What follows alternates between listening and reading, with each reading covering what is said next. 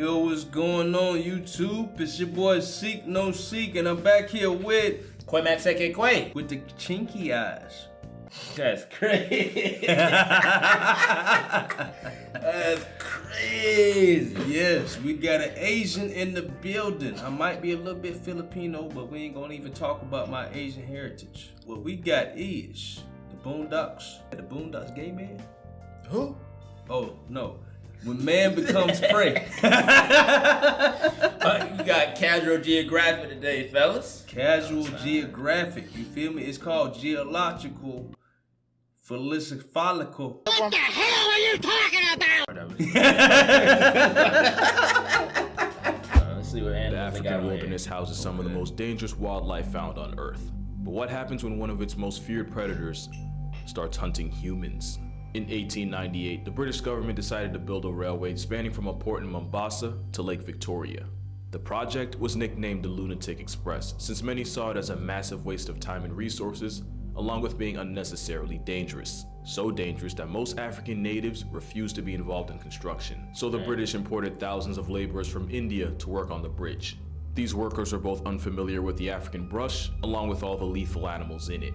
It wouldn't be long until several workers would go missing, but at first the British government brushed them off as deserters. But as the number of missing men grew larger, soon the horrific truth would come out. A pair of maneless male lions had been attacking the unsuspecting workers and eating them. Lions don't typically view humans as viable prey, and adult lions are actually naturally wary of humans. But lions are also incredibly adaptable, and these lions were hunting the workers like they were gazelle. While the men were working on the bridge during the day, the two lions were nowhere to be seen. It wasn't until they turned into their campsites for the night that the lions showed up. These lions would slip into the campsites undetected and drag helpless workers out of their tents to their death. Ooh, dang. Ooh. Listen, man, we gotta get some type of food. I'm trying to tell you. Something crazy. Bro, right? Dang. That boy getting mauled. Man, what? Ooh, In wait. one gruesome attack, one of the lions had grabbed a well-respected and powerful sick worker and ragdolled him out of his tent, while the other workers could only listen to his bone-chilling screams of agony. The next day, his fellow workers found him, and from the position he was sitting in, it appeared as though he had survived. But as the men drew closer, they realized not only was he completely lifeless, but the lions had licked the skin completely off his cheeks, which formed a grisly smile. The men tried building thorn fences called bomas to keep the lions out. Unfortunately, nobody told the men that lions can leap well over 10 feet and easily clear a boma. And as the attacks and the missing men piled up, the lions started getting more confident. At first, weeks would go by between attacks, but soon, fatal maulings would happen almost daily. And while early on, only one of the rogue males would enter the campsite at a time, soon they'd start slaughtering workers together. In one chilling incident, they had moved the site of a hospital which the lions had began targeting. They moved the hospital over a mile away and set up the new hospital as a trap for the lions. Only a day later, the lions found the new hospital and continued their carnage.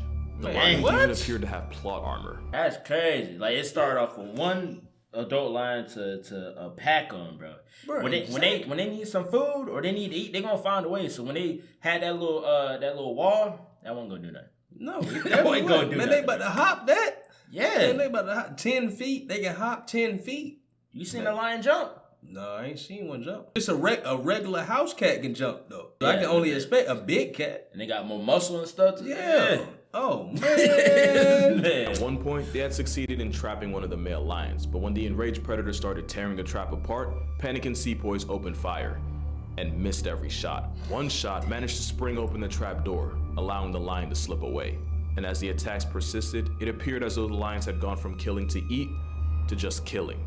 We don't know just how many lives were taken, but according to Lieutenant John Patterson, up to 135 men were lost by the time the construction and the lions were finished. And we don't know for sure what led these lions to go on a human hunting spree. One of the lions was found to have an abscess in his teeth, causing a painful infection that may have been too debilitating to hunt his usual prey, forcing him to seek out easier targets.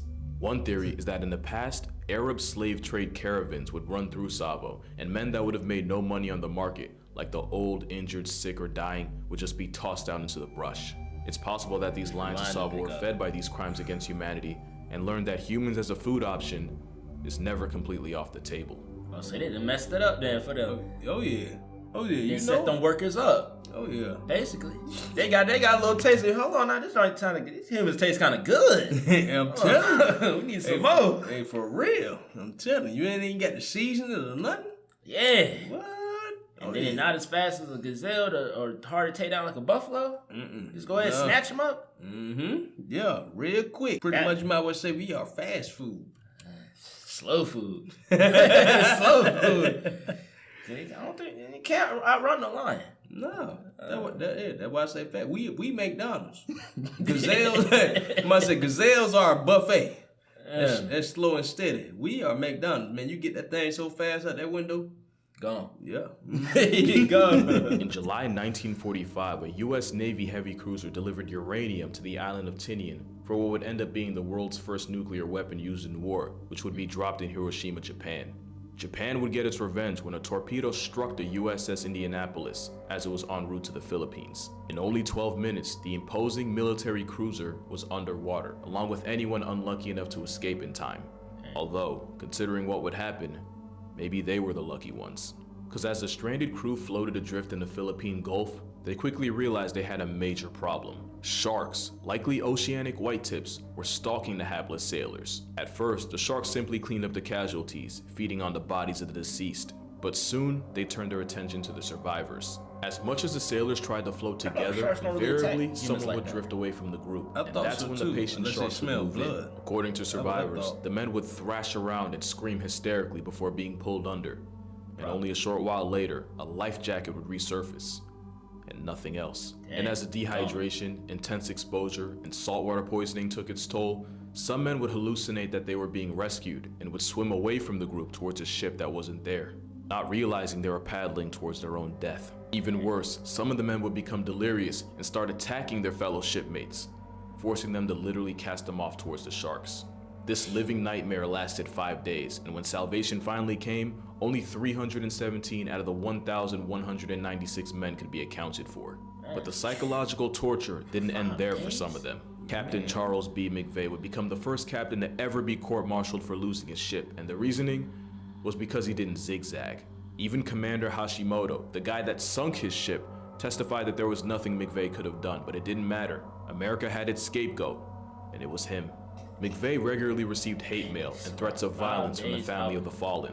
In 2000, he would be exonerated and found to have committed no wrongdoing, but not before the harassment and crippling survivor's guilt would break him. On November 6, 1968, the captain that had survived war, man-eating sharks, and dehydration took his own life while holding a toy sailor he had been given as a boy for good luck. The true monsters of this story weren't the sharks. Sharks, you know what I'm saying? They don't, less, like I said, blood. The most dangerous bear in the world isn't the grizzly bear or even the polar bear, but it's widely considered to be the sloth bear. Because where adult grizzlies and polar bears have no natural predators, sloth bears regularly run fades with tigers and leopards. That generational trauma means you have an animal that has all the tools of a predator, but the mindset of prey. And that makes them terrifyingly unpredictable. The fact that habitat loss and encroachment causes them to come into constant contact with humans only makes it 10 times worse. The sloth bear of Mysore was infamous for unaliving 12 people and severely injuring another 24. Armed with wolverine claws and a devastating bite, sloth bears have a nasty habit of attacking the faces of their victims. Those that survived often lost an eye or a nose or had a chunk of their cheek ripped off. Those that didn't survive often had their faces torn off completely, and in some cases the bear ate the bodies of its victims. A far cry from the insects and fruits this Baloo of the jungle usually eats. Other bodies recovered had hands missing, and in some cases their entire chest cavity ripped open. Some described the horrific injuries as being the work of an animal with the intent, but not necessarily the knowledge to kill. Kenneth Anderson had attempted to hunt the bear, while also saving a man who had been mauled to the point of sheer incapacitation. As Anderson tried carrying the man to safety, it got dark fast, which was probably why he didn't see the rock that tripped him and caused him to break his ankle. The immobilized Anderson survived the night, but the man he tried to save didn't. Anderson would be the one to put the murderous bear out of commission, but we still don't know what made this usually termite-eating bear go full Jeff Dahmer. Maybe it was revenge for a previous attack or a lost cub. Maybe everyone has a limit, and that bear hit his. And it's the most violent one most violent one he didn't show with the sharks. The next story and the takes lion. place on Ramree Island. Off of there, taking pieces off took the face off. Yeah, the chest, the whole cheek, and yeah, they said the whole man, bro. What? Nah, out of the 3 he talked, I'd probably been better off with the shark. I'd rather the shark. I don't know. I say probably the lion, man. Getting dragged off. I think probably the lion, man. Getting dragged off. Only reason I don't say lion because I just imagine just getting mauled. You still being alive where you getting mauled, you getting clawed in your body with the sharks. You know what I'm saying? Just bite your leg off, the blood, losing a lot of blood. Hopefully, you know what I'm saying? Yeah, but with the shark, you getting pulled up underwater. You gonna drown. You gonna die from drowning before they finish eating you.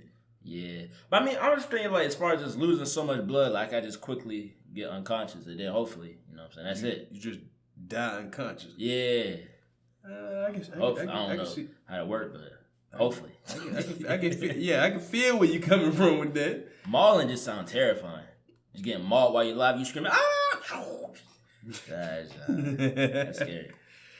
Ooh-wee. Which borders China, Bangladesh, and India. In 1945, the British pulled up with the intention of establishing a new air base, but first had to contend with the Japanese Imperial Army, which had already captured the island. The British flanked the Japanese, who, rather than surrender, opted to try to escape by cutting through miles of dense, boggy, uncharted mangroves. As they did, the British circled the mangrove swamp, essentially stranding the men in the unforgiving terrain. Venomous snakes, spiders, and disease-carrying mosquitoes were almost an afterthought after the men realized they had waded directly into saltwater crocodile territory. The details of what happened next have been debated for years. Many say that the up to 20-foot-long crocs converged on the defenseless soldiers, first picking off the ones that had already passed tense before moving on to the struggling and infirm. One British soldier described hearing 3 distinct sounds: the incessant firing of rifles overhead, the erratic splashing of excited crocodiles, and the blood-curdling cries of the men being dismembered and devoured alive. According to him, the sounds were deafening. Some men sought to take cover in the trees, only a couple feet above the marauding reptiles, when they made a horrific discovery. Crocs can easily launch themselves several feet out of the water, and the men that hadn't climbed high enough were caught in those snare trap jaws and torn to shreds. Another chilling realization was the intelligence of the cold-blooded predator. According to multiple sources, the crocs would use their tails as battering rams to slam against the base of the trees, hoping to knock loose a prize like a twisted human piñata. Like African crocodiles camping in rivers during great migrations, these crocodiles seem perfectly content to bide their time. We have no way of knowing exactly how many lives were lost on that island, but we do know it was very likely in the several hundreds.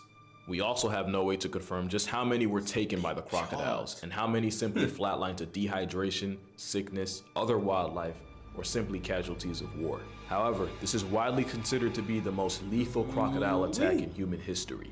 And since saltwater crocodiles are capable of living 70+ years, the chances that at least one of those same crocodiles are still there are low, but they're not zero. They slither into the water, they hide and kind of camouflage, and they grab you on whatever limb, and then they start rolling you underwater. Nah. Oh yeah, you done for. You done for. They ain't about to let you go, man. When they jaws locked, it's locked. You done. I forgot. I saw it somewhere. It's like when they clamp down, the pressure is like tons, and I don't know the specific number. It was like tons and tons of pressure.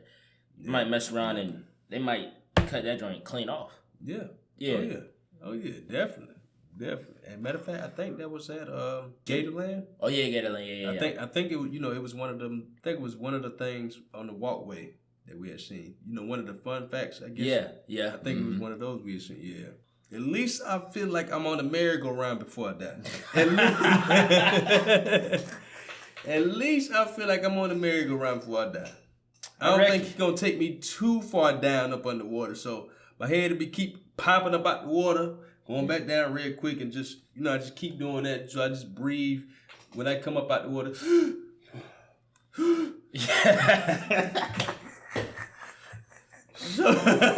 Man, I guess. One of the most stubbornly resilient things on Earth. They've been around for about 200 million years and have barely changed. And with a wide-ranging diet and few if any natural predators, crocs can live virtually anywhere there's warmth and water. So it makes sense that one of the most infamous animal serial killers of all time was a crocodile. Gustav was an 18-foot reptilian Ted Bundy, rumored to have been responsible for up to 300 names missing from the census. According to legend, the massive Nile predator was too bulky to hunt the typical fish, antelope, and zebra, leading him to go after bigger, tougher game like hippos, buffalo, and even humans. The Burundi butcher would allegedly hunt anything that came into its line of sight without prejudice, and like all crocs, his favorite method of hunting would have likely been lying in wait in the water before exploding and unleashing a 3,000-pound bite force to crush whatever was unlucky enough to get caught in its jaws, before using the infamous death roll to shred their victim into bite-sized chunks. It's likely most human casualties were adults collecting water and children playing in the shallow end, not realizing the disturbance was basically ringing the dinner bell. Gustave was also disturbingly indestructible, with several eyewitnesses describing what they swore were bullet wounds tattooed across its armored skin. But the eeriest part was that for a monster nearly the length of a bus, Gustave was unexplainably never caught. In one attempt, researchers placed a live goat. Y'all can't see it, but there's a big roach that just crawled up on the wall. Oh. Why you ain't getting no shoe? What you doing, bro? Bro, look at that big roach. Nah, that thing was just crawling up the wall. Man. We back, y'all. We had to get rid of that roach. That was a big roach, man. I think all this animal talk isn't spawn a roach. In a cage as bait to lure the beast out. After a storm, the next morning the cage was empty, but Gustave was nowhere to be found. We don't know how old he is, how long he had been hunting humans, just how many people had been lost to him, or even if he's still alive. There were some reports of Gustave having been shot by a hunter in 2019, but with no photographic evidence, there's still a chance that he's out there prowling the rivers of Burundi. The way I see it, there's only 3 possible options. 1, he's dead. 2, he's still out there serving as unethical population control. Or 3, he has NordVPN. Because NordVPN creates an encrypted tunnel for you and your data and protects your identity by hiding your IP address, allowing you to go off the grid untrackable and untraceable, just like Gustave. And like Crocs, who can be found almost anywhere, NordVPN gives you the option to connect to thousands of different servers across countries all over. If you want to enjoy the perks of Australian entertainment without also entertaining the wildlife, Australian servers are just a click away. And unlike the allegedly 2,000-pound Gustave, with fast, reliable servers, you never have to feel like you sold your speed for security. With NordVPN's threat protection, you can enjoy your internet experience without also being plagued by ads, trackers, and malware. So to get the most out of your streaming service, go to nordvpn.com/casualgeographic for a huge discount on a 2-year plan with an additional 4 months free. With Nord's money-back guarantee, it's virtually risk-free. Nothing about Gustave was risk-free. And with Salties having the strongest recorded bite force of any animal, the only guarantee was that anything caught in those vice grip jaws was something you're not getting back. We.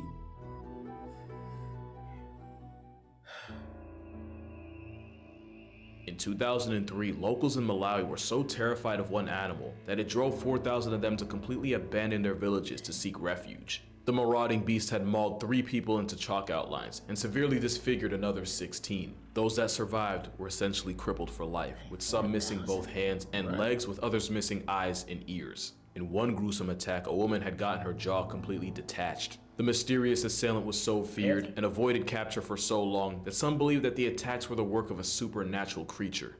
In truth, these people were being stalked and hunted by a rabid hyena. Although they're armed with arguably the most devastating bite of any land mammal, hyenas are actually wary of humans. But as many will tell you, anything that gets rabies quickly becomes a different kind of animal. Especially when that animal has jaws strong enough to amputate an elephant. The rabid hyena terrorized the people. That's an elephant foot. Oh! That's an elephant foot! Oh! Bro, ain't no way. I said, hold on, we gotta go about that back. Bro, ain't no way. You know how big an elephant is? Yeah, how you tear that off? How did you tear that off? I see why 4,000 people weren't if they do that to an elephant. Yeah, definitely.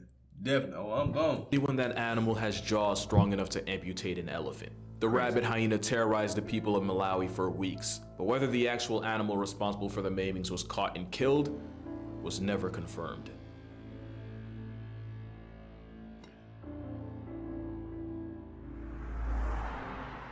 The most infamous animal mass murderer of all time lived in Nepal in the Kumaon district of India. The Bengal tiger of Champawat was believed to be responsible for 436 less people on Earth. According to research, the carnage started in Nepal, but when hunters were called in, the tiger successfully evaded all of them. Eventually, she was driven out of the area and swam across a river and invaded India, where the attacks only got worse. The homicidal big cat would typically target young women and children and would often travel up to 20 miles following a kill, making it that much harder to capture her. And unlike most tigers, who typically hunt during dusk or dawn, the man-eater at Champawat almost exclusively caught bodies during broad daylight. You seen what it did to the foot? Yeah, that's what I wanted. So you kind of didn't want to have like piece, bro. You want a piece of an elephant? You can get an elephant ear, bro, at the fair or something. Nah, might way just get me a hyena. That way you can bring me some elephant. Bro, what are you talking about, man? Locals no longer refer to her as a cat, but as the devil of India.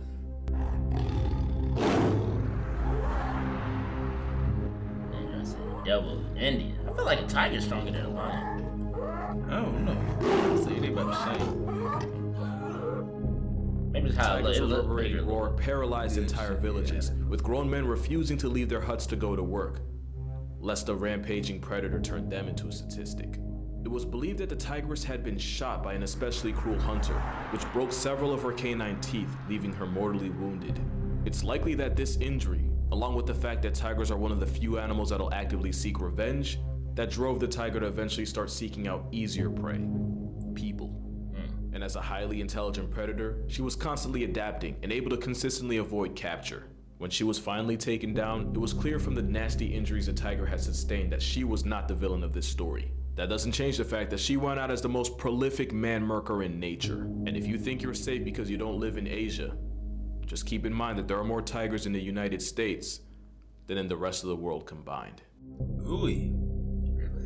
I did not know that. National Geographic. When man becomes prey, which one you think was the more? Which scenario would you rather be in with the animals he showed? I think I'd see as far as I'm gonna go along with you. I don't know what them crocodiles on. I don't know what them hyenas on. The tiger went crazy. I don't know. It might be a tiger. I don't know. But see, the lion really didn't. Yeah, they got mauled, but I mean, at the beginning, they just dragged them from the camp. I'd say probably the lion or the shark, maybe. Only reason I ain't choose like the wild animals. I'm just thinking about just getting mauled. Like that mauled. The idea of getting mauled sounds terrifying. I say okay. I say the beginning part of the lion, not the whole lion part, just the beginning part of the lion. I say that. Then with the crocodile, it said it got the strongest jaw in the animal kingdom. Oh yeah. And then its skin is super tough, so I think that would be the worst situation to be in. Oh yeah, definitely. Ain't no helping that. You stuck with crocodiles. And then they like you said, man, they camouflage in so good, man. You would never know where is that. You just next thing they snap so quick, man. You done for once they got you. Ain't no letting go. You can't pry their mouth open, even if you had a crowbar. Like, man, Ain't no, please, Mr. Crocodile, could you please stop biting me? Stop killing me, please. Oh no. Nah. Oh no. And see, I didn't even think hyenas was like that, just because how Ed is. You know how Ed is. Yeah. Now hyenas, they say hyenas more dangerous than lions. That was geographical casual. Casual geographical. Either yeah. one. When man becomes prey to the subscribers today. That's the fun right there. Yeah. So with that being said, man, hey, yeah. So subscribe, like, comment if you like the video. And if you don't, you're gonna mess around and be like these people on the video. And also, hey, I'm gonna need y'all to go and view the SML on Quaymax video, the Halloween, Jeffrey Halloween. I need y'all to go look at that. Go watch it right now. Pretty I'm please. telling you, one of the 3 best that Quaymax has right now. So with that being said, I'm sick, no sick. Quaymax, aka Quay. And we out of here. Pew!